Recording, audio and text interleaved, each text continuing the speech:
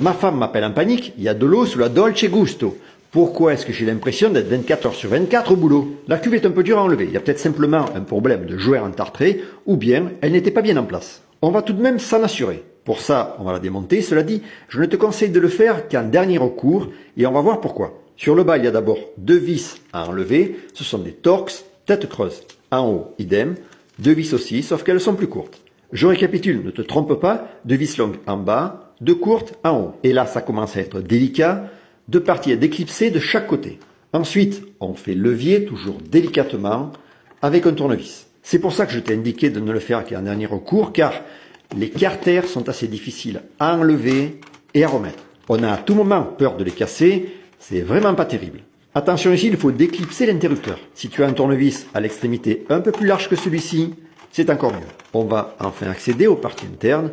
Les 3 pièces principales sont la bouilloire, la pompe et le raccord. La pompe, tu pourras facilement la tester, c'est du 220 volts. Si elle est défectueuse, elle est facile à changer. On va vérifier si le joint est bon. A priori, il est simplement un peu entartré. On va le faire tremper dans du vinaigre avec son filtre. On le frottera ensuite délicatement avec une éponge. Puisqu'on y est, on va aussi démonter la pièce dans laquelle il se loge et la nettoyer. Une fois fait, il ne reste plus qu'à le remonter. Rien de compliqué, il n'y a même pas de collier.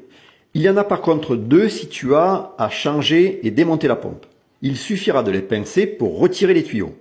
On peut enfin remonter le filtre et le joint, puis les carters. Et là, c'est vraiment pas une partie de plaisir. Attention de bien les positionner, ne pas faire cette erreur-là. Il faut que les ergots soient à l'intérieur.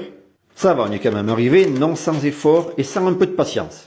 On peut remonter les 4 vis, donc les longues en bas, les courtes en haut. Et puisqu'on y est, on va déboucher la petite buse par laquelle sort l'eau chaude. On n'a plus la pièce prévue pour ça, on va donc utiliser une petite aiguille.